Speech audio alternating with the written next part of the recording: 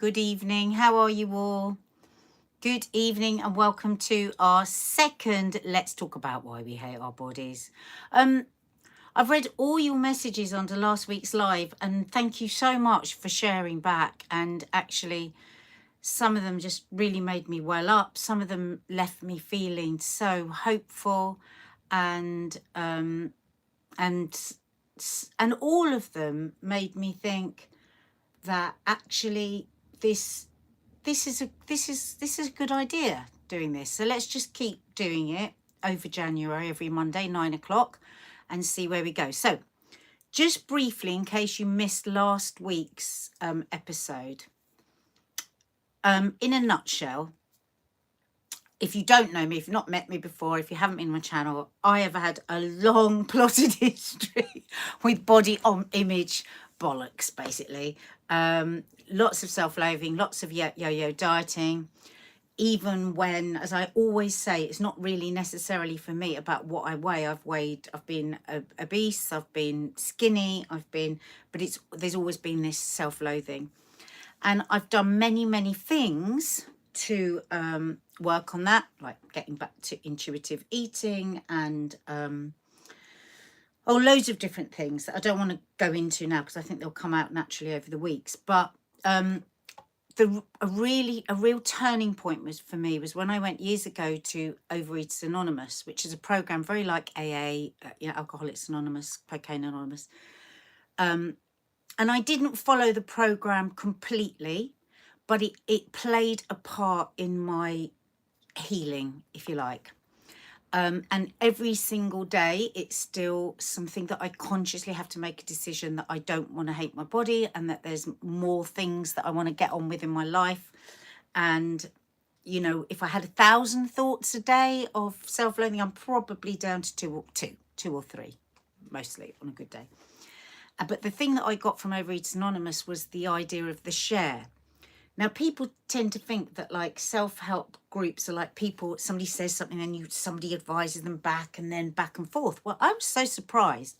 And this is not only Overeaters Anonymous, but other groups that I've gone to, that actually the ones that have worked for me that were the most powerful was when people just literally told their story and then nobody cross-shared back, but you would sit, the people listening, what you do is you sit and you listen for the similarities in another person's story, not the differences. So say, I gave this example last week, didn't I? But one of the Overeaters Anonymous meetings that I went to, the early ones, there was a young, beautiful girl. She was as slim could be. She was in Overeaters Anonymous and she was crying about how she has to make all these, you know, on a bad day, she'd have to make piles and piles of cakes and she would eat all these cakes. And I was sitting there thinking, well, she's not really got any problem, has she? You know, because I mean, look at her. A classic misunderstanding of the way the whole thing works.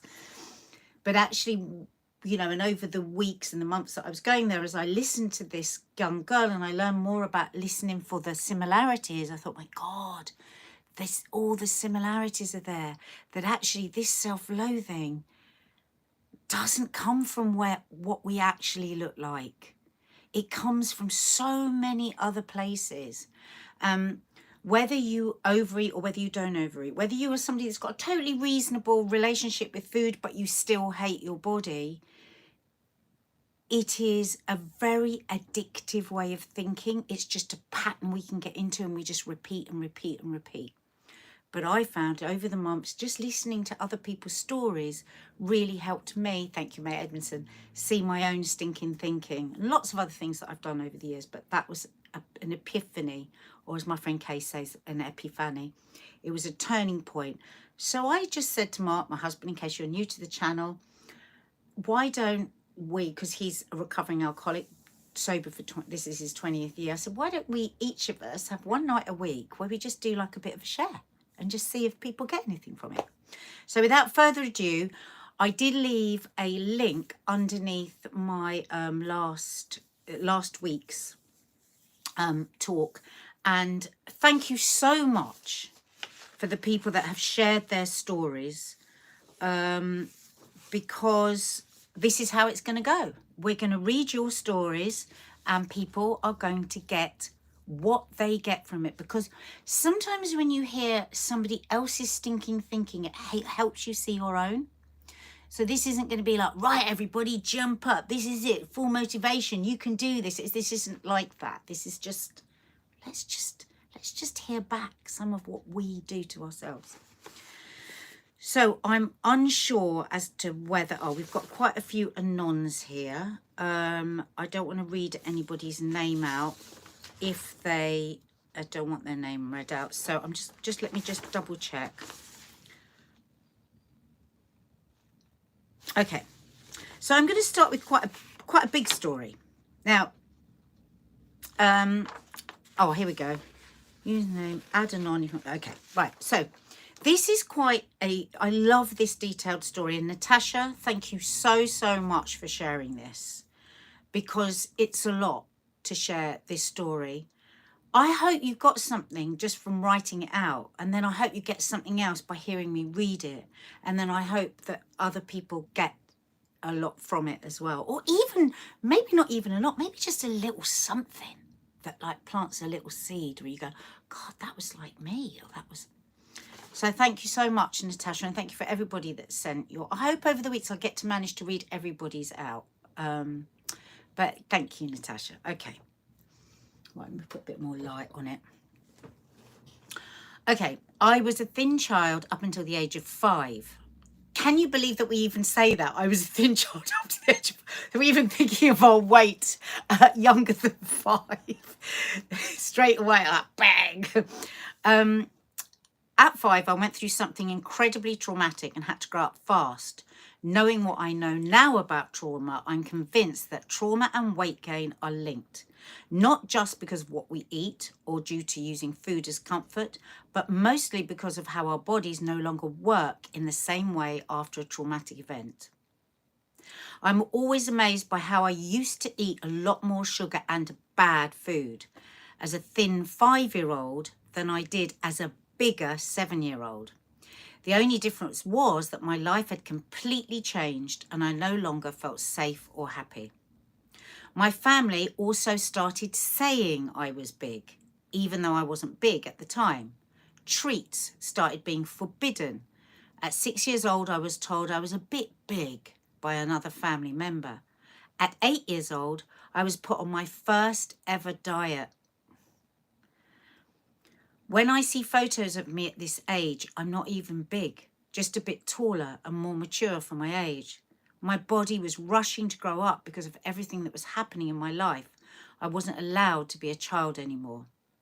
This translated into being too big.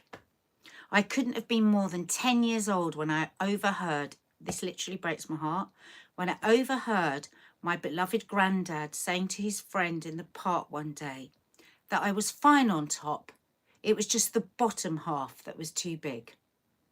I felt so betrayed and, this is the killer word, ashamed.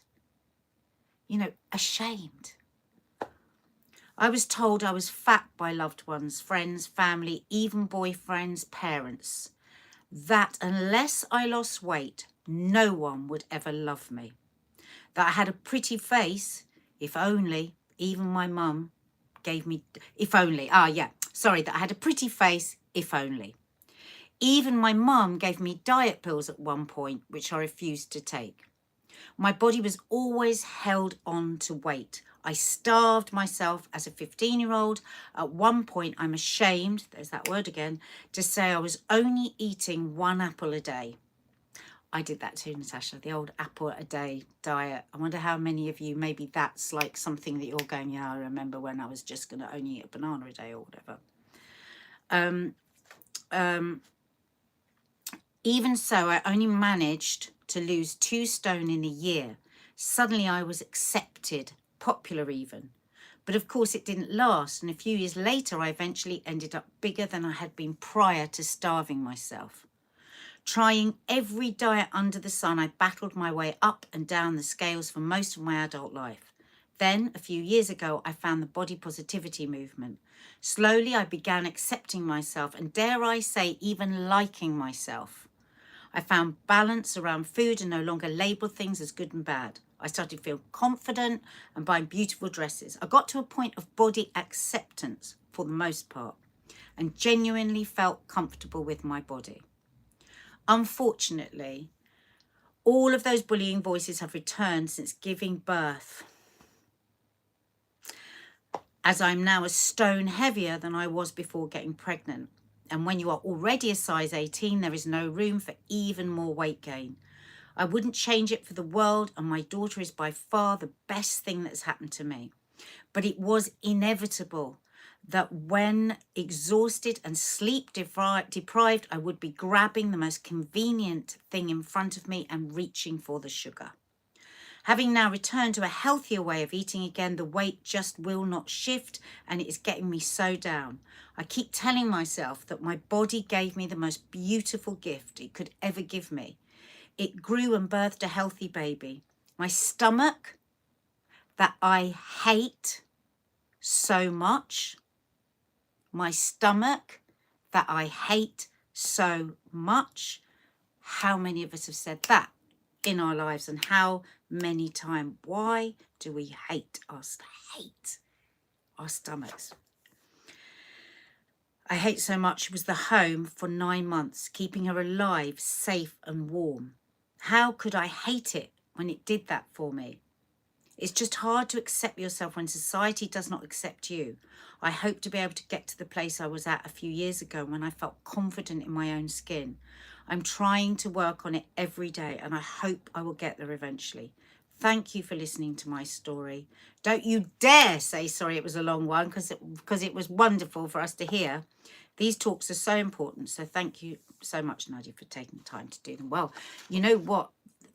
The really important thing for me to say here, this isn't like a giving of time. This is like a sharing, because even me, you might think, I know a lot of people do, oh, Nadia's really confident, oh, she's really secure, da, da, da, da. I'm working on it every single day, and hearing all of that and those moments that I go, yeah, that hating, somebody saying that, all those trigger moments that I think a lot of people will identify with. So, you know, thank you again, Natasha. Really, really thank you. So did anybody, when we're thinking about the similarities and not the differences, did anybody hear any similarities? And as I say, it doesn't have to be exactly the same, but did it bring up anything for anybody where they go, boom? Because it did me. You know, I always talk about this, the way I talked about this last week, when you see a young girl patting a baby, like patting their tummies like that as they pat the water, like in the bath or the puddle or paddling pool. And then one day we turn it into this. Where do we get to this? Well, we hate it, hate it, hate it. I'm sorry to say, very, very often, before social media, before the outside world, somebody in a family will say it. And I think Natasha's, you know, very open and honest and vulnerable piece there, I'm imagining that chimed for a lot of people when they think about those things that families say. I had a lot of that in my Arab side of my family, you know, soon you will be fat. The family gets very fat, and you like food. Soon you will be fat. Maybe next year you will be fat. The fat is starting to come, and it's like, that's just like being, it's just like, it's a pinball machine, isn't it, in your brain? So yeah, lots of people sending you love, Natasha. Anne Boromos, very courageous, share your story so openly. Clarissa, I actually put weight on purpose. I feel much better like that. Wow, that's interesting, because I think sometimes that's just the letting go of this kind of, you know, this what's the musical, the metronome. I've heard of other people that do that. I've said, I'm actually going to purposely put on weight. I mean, my thing is, everything I do now is because I want to feel better. My exercise is because I want to feel better. My eating is because I want to feel better. Everything is about wanting to feel better here in body, mind and spirit. And the thing that really helps me is to try to think about the way I look as little as possible. I try and make it very small in my life and everything else bigger in my life. Karen Ula, the only part of my body I focus on is my stomach after having 2 babies. My 4-year-old looks at my body in such a lovely way. I try to do the same. That's so poignant, Karen, isn't it, after what Natasha said? Because it's like Natasha, it sounds like almost like you've got all the knowledge, and you're a very, very smart woman and very talented woman. You should hear Natasha on the piano. You know, you are a beautiful woman, an amazing mother, you know, extremely talented, very, very smart. And sometimes you can be so smart, you can smart yourself out of yourself. Because when you've got the dialogue, when you've got the language, like this is the body, this is the stomach that grew my child, and da-da-da, because I used to do this all the time. But I wasn't feeling it in here. But I would say don't worry about that, because if you keep on saying it, even though you're not feeling it, not you, I should say if I kept on saying, I kept on saying it, until eventually one day it just started to become my reality. So don't worry about saying it. If you are somebody that's saying these things like, oh, you know, how could I hate this stomach of mine? This is the stomach that housed my baby, the most important person in my life. Don't feel a fraud if you know you're not feeling it, because it's not that easy. It takes a while. It's almost like I brainwashed myself back the other way. In fact, yes, that's exactly what I did. I've just had another epiphany. Because I've been brainwashed for years with family comments, with social media, well, not social media, with the media, with magazines like Jackie and all those awful magazines when you look back on them. I've brainwashed myself back the other way. So if I was told 1,000 times that the only legs to have are long, skinny legs with no cellulite, it will take 1,000 or 2,000 times to say that legs are for walking. So it's like brainwashing. You just keep trying to like drive it back the other way. Leo, your phrase last week, I noticed that, has worked itself into my daily referring moments. Oh my God, that reframing. Thank you. That's so great. What Leo is talking about here. So if we use Natasha's example, say when she goes, I'm hating my stomach, or if you go, I'm noticing that. And it kind of breaks the sort of the cycle of thought. Again, I'm not an expert, I'm not a doctor, I'm not a psychologist, I'm not anything. It's just these are the things. Some of the things that I was given through groups, through therapists, through all sorts of things that worked for me. They don't necessarily work for everybody, but they're really worth a try, some of these things. Elsa Pop, I can really relate. I've been overweight most of my life. My grandmother once asked me how much I weighed. I told her, and my grandmother and my grandfather both said, yeah, and the rest. Oh, God.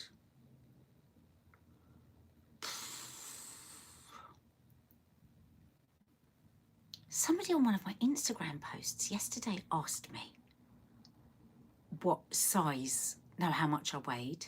I was so shocked. I kept looking at it. I was like, what a bizarre question to ask me. I have no idea what I weigh. I never weigh myself. But what on earth has it got to do with anyone else? You know?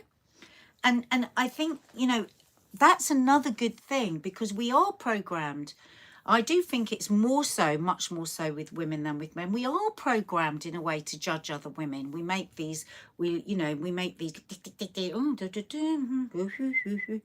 and that doesn't help our own judging ourselves, because if we're judging others, we're also always fearful that they're judging us. So try not to judge.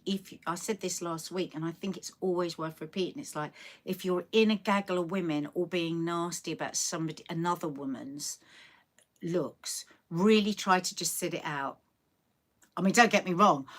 I love a good bitch about people's personalities. I love a good gossip sometimes, but I don't do it about bodies or looks. Just don't do it. Just cross your hands and just, you know, you can be present. You don't have to have the argument. You don't have to say, well, I'm not happy with you if you're not that sort of person, because I'm not. I don't want that kind of conversation. But you can just be quiet. Just literally, I just cross my arms like that on my legs, and I'll wait till it's over, because I don't like it. I just don't like it. Sabina Bimmy, if only family members realise their comments crush you, however off the cuff it appears. It's knocked my self-esteem terribly. And you know what? The other thing is with that, Sabina, is you've just sort of hit the nail on the head. People say it off the cuff. They may not even mean it. And yet we take it as gospel. We take it as the absolute truth of what we are. And all the way through Natasha's piece, I hear that. It's like, you know, just right when you start, I was a thin child up until I was age 5. You know, my body was growing. I was this when I was 8. Even though, you know, intellectually, it's all bollocks. I mean, you were just growing from 5 to 8. It's all bollocks. But you are still like putting all those pieces in, and all the it's still so deep in there, isn't it? It's all in there. We hold it, you know, like my next year you will be fat. Next year you will be fat. Maybe the fat has already started. I'm like, what? I still work on not hearing that, my auntie's voice with that. I still work on that. But we can't change other people. All we can do is strengthen ourselves. And like I say to my daughters, let everyone else spin around you like headless. My dad always says, headless chickens. Allow the headless chickens to run around you. And it's true. You can't change other people. You are never going to be able to get your grandparents to take that back. You are never going to be able to make them understand what it meant. So I think for myself, what I did was I'm 60 this year, and I've spent, 40 years trying to work out this shit. And at the end of the day, it's like, I have to understand myself better because I can't understand them. And then I have to let people spin around me. Did anybody else get any like pating moments from Natasha's searingly honest share there?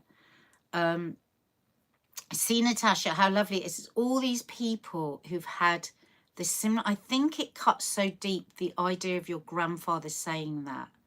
Somebody that you loved, and he loved you.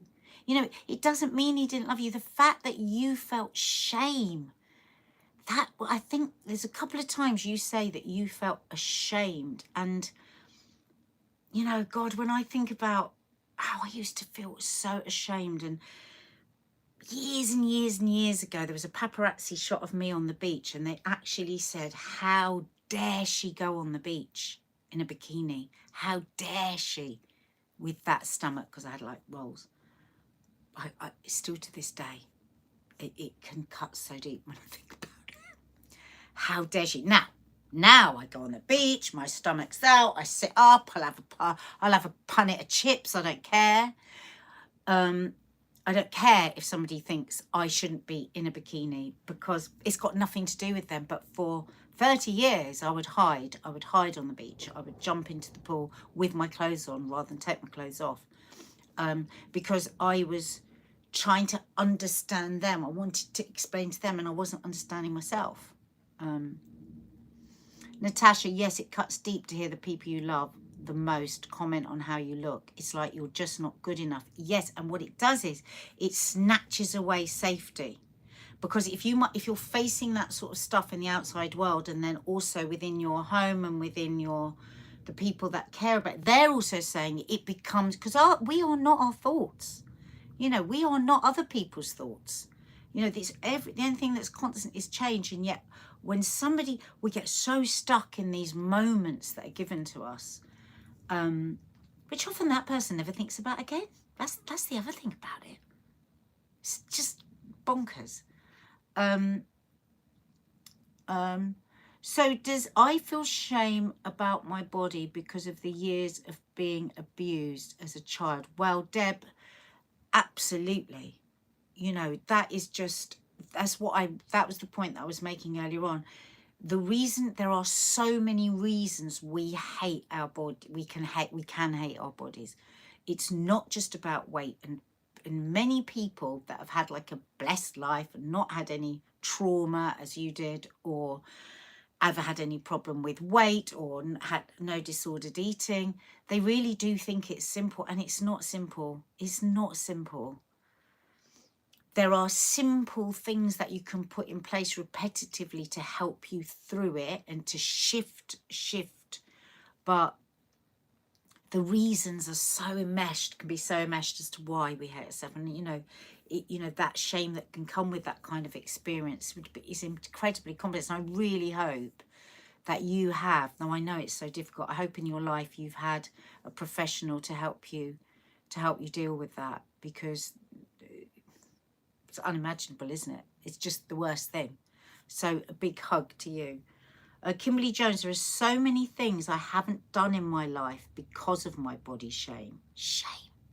The level of emotional labour required for me to even put on a full swimsuit is exhausting.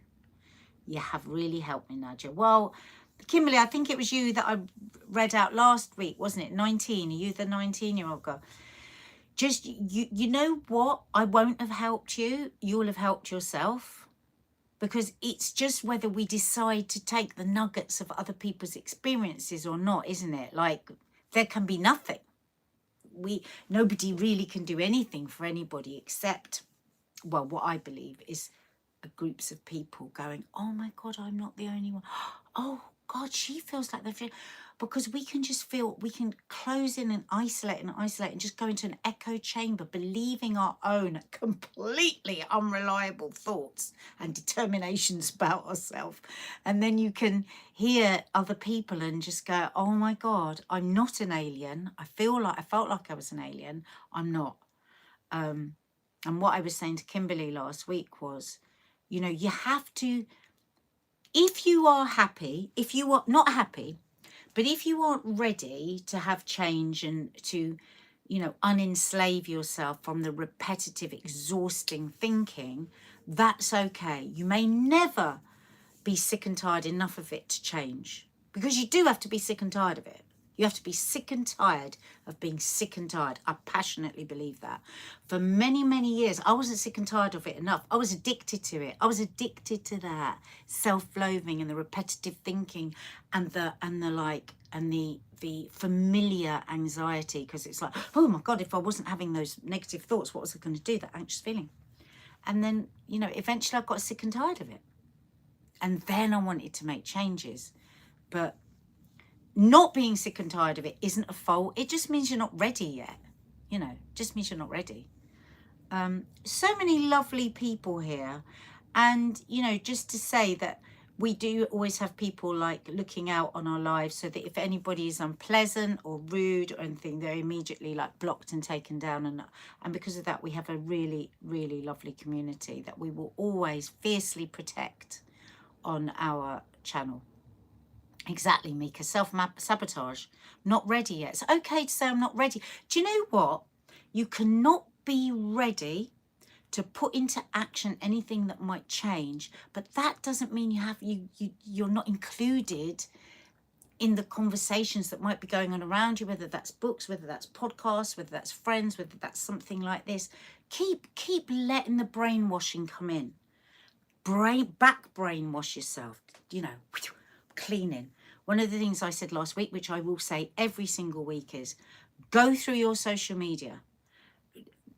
Relentlessly go through it. Each account you follow, if there's somebody that follows you, that you follow, I'm not talking about people that I don't mean like you're following horrible people. There's amazing people out there that are doing lovely stuff. Like I follow this family. I've got one account that I follow that hurts me, and I can't give it up yet. I'm not ready to give it up. They are the most beautiful family. Sometimes me and the mum message each other, but they're one of these families that live this like incredible life. Sorry, I can't give it up yet. I can't. And she just keeps having the most beautiful babies. She's got like 5 babies, and she's like, they live in Hawaii, and they're vegan, and their kids are in the sea all day, and they can all surf from 2 years old. And she's like incredibly like perfect, but not in a horrible way. She's not like, oh God, here I am perfect. She's a really earth mother. So she's a beautiful family. Their account is beautiful, but I should stop following her. I should, because it's still a bit self-harming with me, because I watch her content and then I just go, I'm a terrible mother. I mean, I just do it. That's what I do. So when I talk about your social media followings, I'm not just talking about, oh God, because this person shows me a fantastic stomach every day. Who leaves you feeling hollow and like you're missing something and like you're not enough and you're less than? Because that affects everything if you keep looking at that sort of content. So, you know, and then there's a difference. You could be watching, you could be following some people that like have so much more than you, but they inspire you and they make you take action. But there can be some that just deplete you, when you just go, oh God, yeah. Oh God, house is a complete mess. Oh God, I'm just, I know you're completely demotivated. Come out.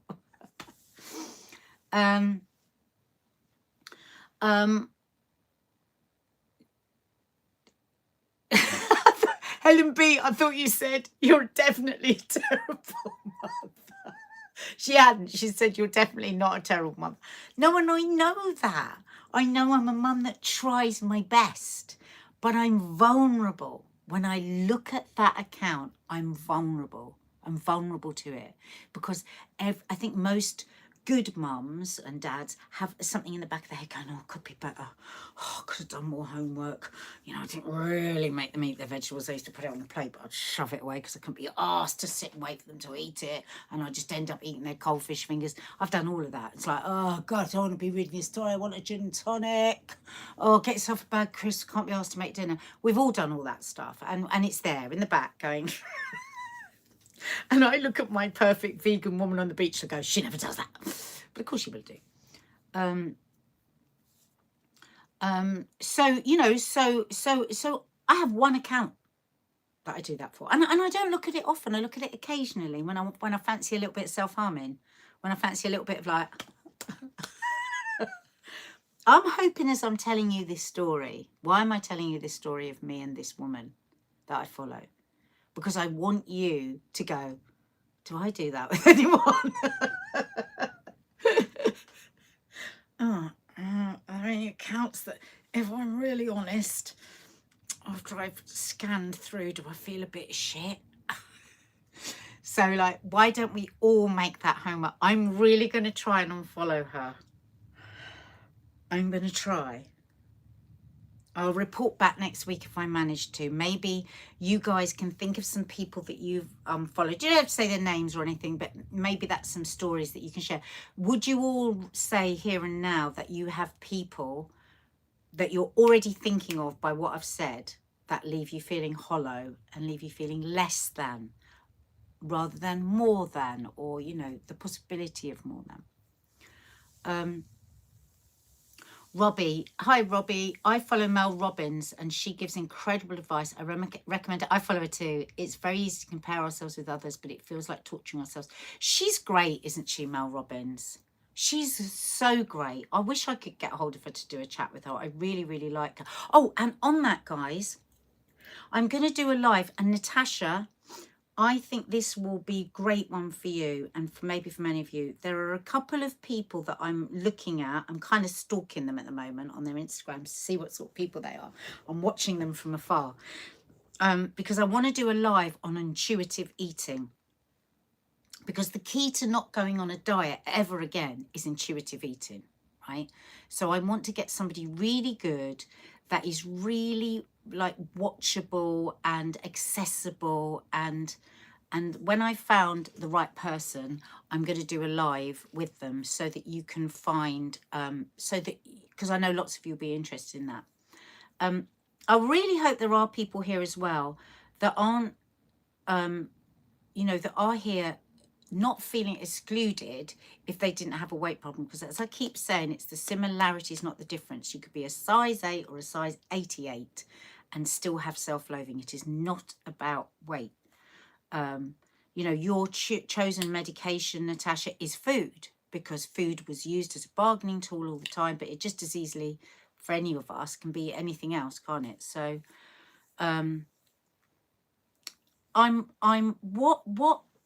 what I would say is, guys, when we finish this live, if you just sort of run through again, you could maybe even watch again Natasha's story and just sit with it. Really listen to where you, because I'm sure a lot of you, when you were listening to that, will go, oh, but you should, oh, God, no, that's awful. Oh, no, you should. And you won't realise that you're doing a very similar thing in your self-loathing and your bad talking to yourself. There was, oh, God, where's the... and so, you know, really take that time out for yourself to... hang on. So this is important. This is the only other one I'm going to read today. This is an anonymous one. She's 40 years old, but I am through the weeks going to read everybody that has taken the time to share their story, because I think it takes a lot to write down what's happened and your feelings, and so I will make sure in somehow, some way, everybody's will be read. What's this? Nadia, the lovely singer Ray, has a great song called Body Dysmorphia. Ray is a Croydon girl. Oh, I have to check that out. Thank you, everybody, check that out. Okay, so thank you for your kind words at the beginning. I won't read them out because otherwise I'll feel a bit embarrassed. I'm sending this mini story because of what you said about how parents should talk about food bodies to their children. So Natasha, you know, you have your beautiful baby that you love more than anything else in the world, and you are working on this now, not just for you, but for your baby, because she must never hear you say any of this stuff. I really passionately believe that, because how many people have sat here today and said, now, it's not just if somebody says it to you, it's if your mother is saying it with you around, which is what I did to my eldest daughter, because I didn't have consciousness, and I was constantly going, my horrible arms, my horrible stomach, my horrible, you know, and she grew up doing the same thing, because that's what I had been the biggest social media influencer in her life, and I was not on social media at that time. You know, we worry too much about our daughters and social media on the outside world. What are we doing in the inside world? Because even when our kids can't stand us when they're teenagers, they're looking to us all the time. So it's really important that we button it. Because what you said about how parents should talk about food, stroke bodies to their children. My narcissistic mother, when I was just a child, saw me holding pita bread with cheddar, my favourite snack. Can I just say, I so relate to pita bread and cheddar. What is it about those two things? That was a real comfort food for me as well. I would warm it, put butter in it and cheese, and just, it was a secret one as well. Weird. And though I don't remember exactly what she said, something about you really shouldn't eat that, something like that. It was the judgmental look she shot me that has burned. See, these words that we use, they're so powerful on me, in my memory. It triggered years of secret eating, binging and bulimia, all of which hurt me, my body and my soul. I'm happy to share, and I love this, I'm no longer bulimic. I do not abuse my body now, I've just got goosebumps. I only nurture it.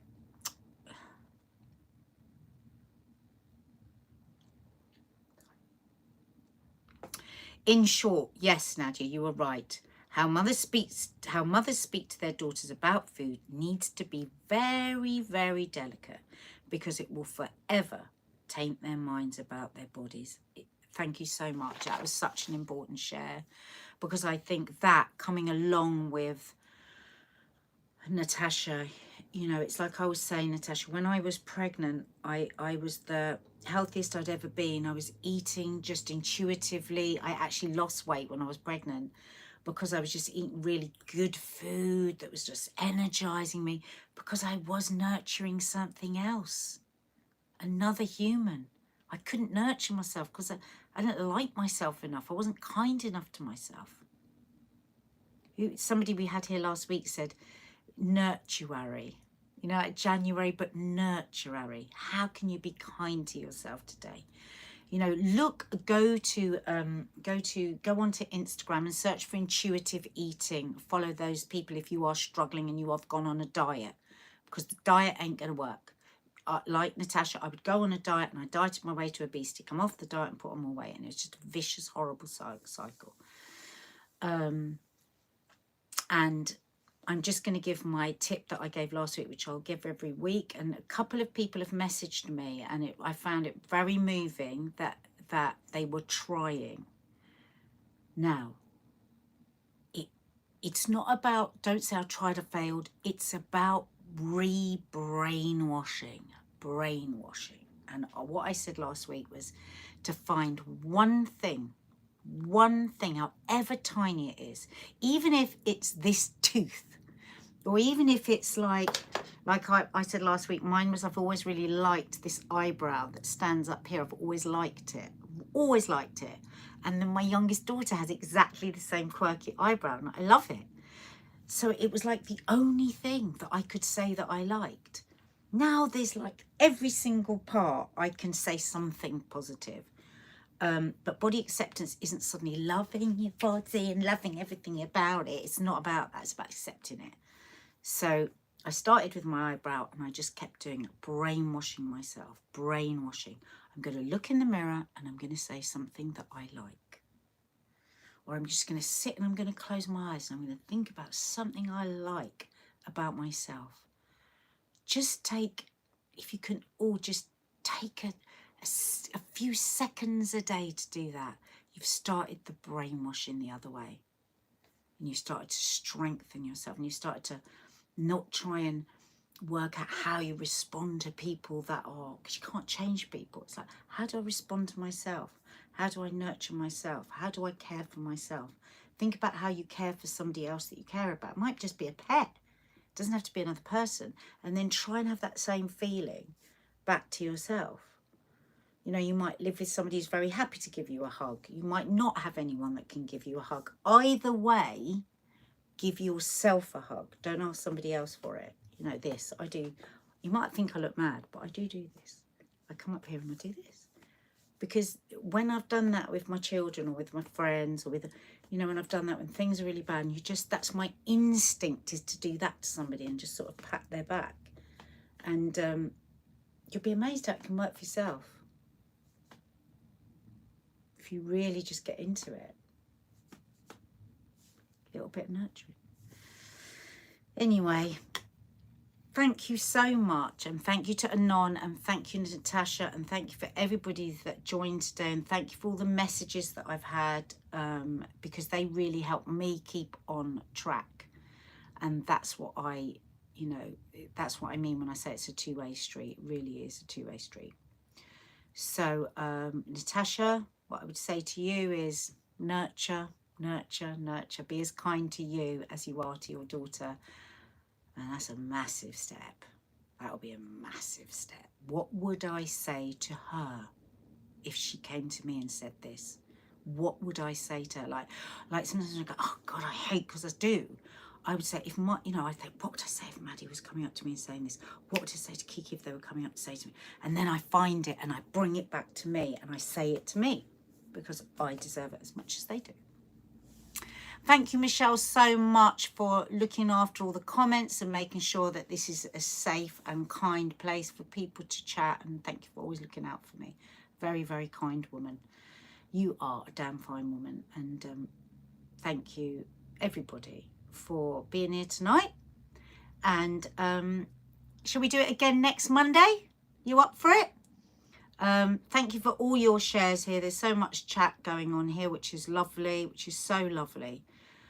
And yeah, there's a link underneath here where you can tell your story, your body image story. And I'll say it again, it doesn't have to just be about weight. If it is, it is. But don't feel excluded if yours isn't about weight. If it's just hate that comes from somewhere. All right. Oh, thank you so much. Do subscribe to the channel. It doesn't cost you anything. It's lovely for us when people subscribe. Hit the notification bell so that you know when we're live. If it's your first time to the channel, we have so much going on this channel. We have a morning show every day, Coffee Moaning. We do movie reviews, TV reviews. We do mental health films. We do gardening films. We've got a live cookery show every Saturday. Jeez Louise, we never stop. But anyway, mwah, thank you so much. Night.